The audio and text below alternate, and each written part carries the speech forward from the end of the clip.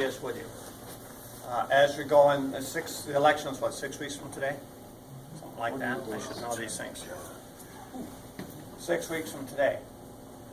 And so our target, in terms of getting our message out, are other gun owners. That's our first target. Our second target are thoughtful voters. And what's our message? Because when you're talking with other gun owners, they probably already know about the SAFE Act. So when you're talking to a thoughtful voter, what's our message? First thing you have to say is, what's wrong with the SAFE Act? Let me give you 3 issues that are easy for everybody to understand. Number one, it banned rifles based on cosmetic changes. Right? A thumbhole stock, a pistol grip, a threaded end on the barrel. These are all cosmetic changes that don't affect the accuracy or the efficiency or anything else about the rifle or its dangerousness. Second, it made it illegal for you to give a rifle that you own to your own children. It made it illegal for your own children to inherit your rifle that your father gave you. And that makes no sense. And third, it required law-abiding gun owners who have never broken the law to sign up and register with the government. And where in our Constitution does it state that government can require law-abiding residents to sign up with the government in order to do something that's lawful? That's the SAFE Act. Now, the SAFE Act is based on a simple premise that criminals will follow the law. That is the fundamental premise of the SAFE Act. So when the SAFE Act says you can only have 7 bullets in a magazine, the only ones that will follow that are the law-abiding residents of the state. Do you think the criminals are going to say, oh wait, how many do I have in there now? There's a reason they're called criminals. It's not because they follow the law. The second premise that was false on the SAFE Act is a premise that rifles are causing indiscriminate murders. So according to data maintained by the State Division of Criminal Justice Services, do you know how many people were murdered with rifles last year? 5.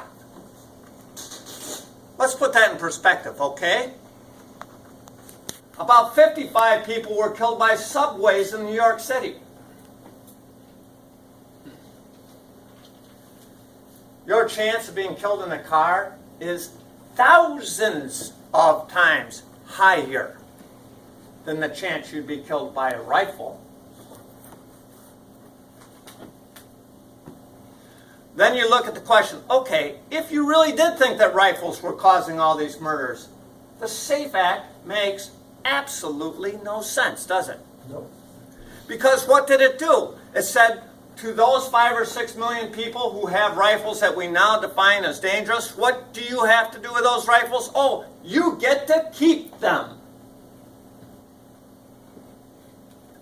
If they were that dangerous, why would we allow all of you and 5 or 6 million other people in New York State that keep their newly defined assault rifle? And the answer is because they aren't that dangerous.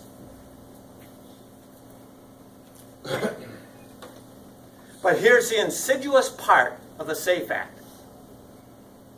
This is the sly part of the SAFE Act that is the real zinger. Since you can't give your rifle away and your kids can't inherit it, when you pass away, that rifle will be confiscated by the government unless you can sell it to somebody in some other state, right? So over the next 70 or 80 years, guess what happens? All those assault rifles that are owned by lawful, law-abiding, upstanding citizens will disappear, and the only ones who will have those rifles are criminals. Yep. And in the process, the government is confiscating private property without paying for it.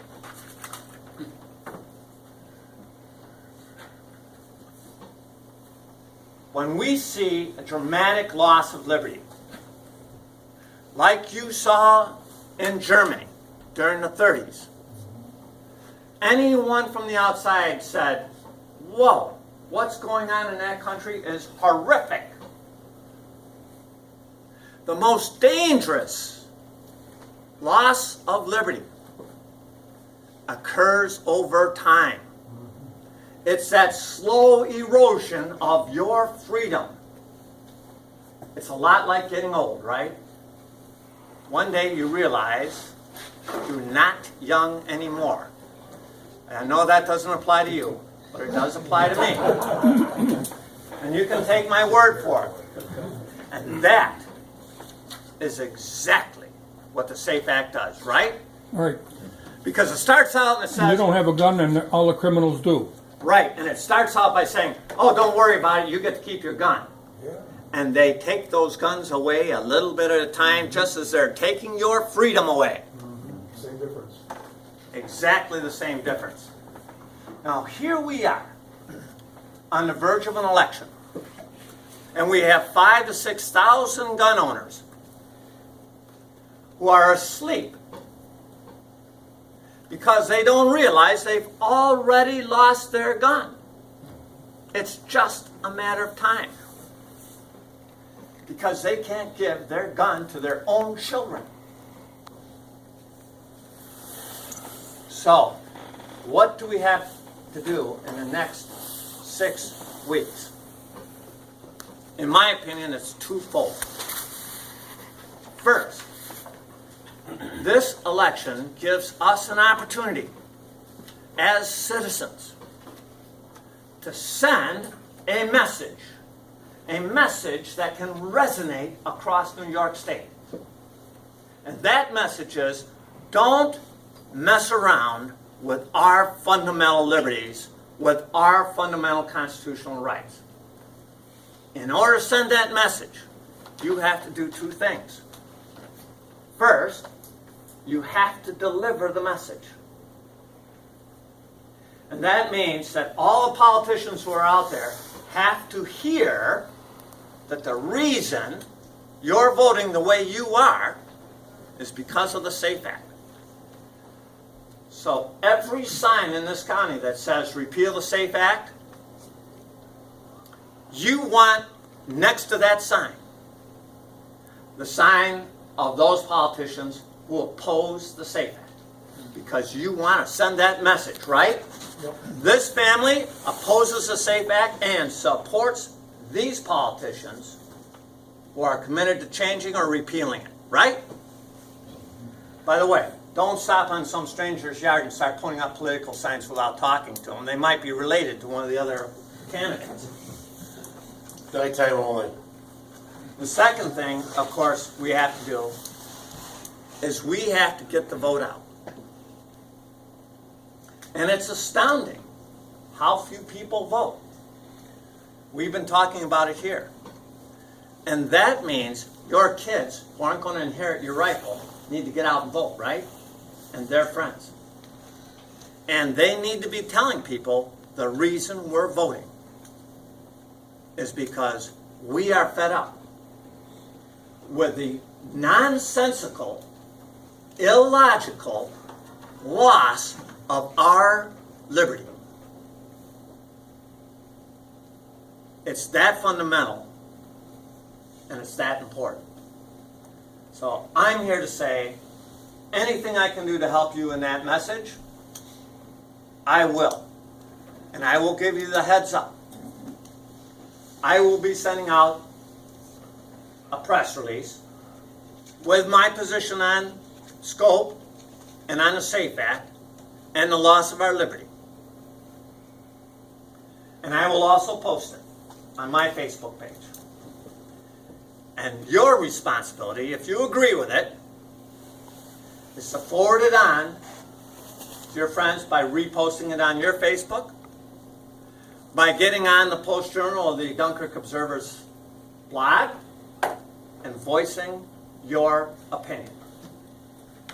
I'll get the grease on the wheels. You need to move it forward. And I am telling you that I am delighted to be part of a team that all throughout this process has been consistently opposed to the SAFE Act. And that includes Senator Young, that includes Congressman Reed, includes Russ Payne, and all of us recognize that the SAFE Act doesn't make sense, but it does directly interfere with our fundamental liberties. So I'm here to work with you. Let's get that message out. Let's send an unmistakable message to Governor Cuomo and our downstate colleagues that they should not mess with our liberties. Thanks for letting me join you.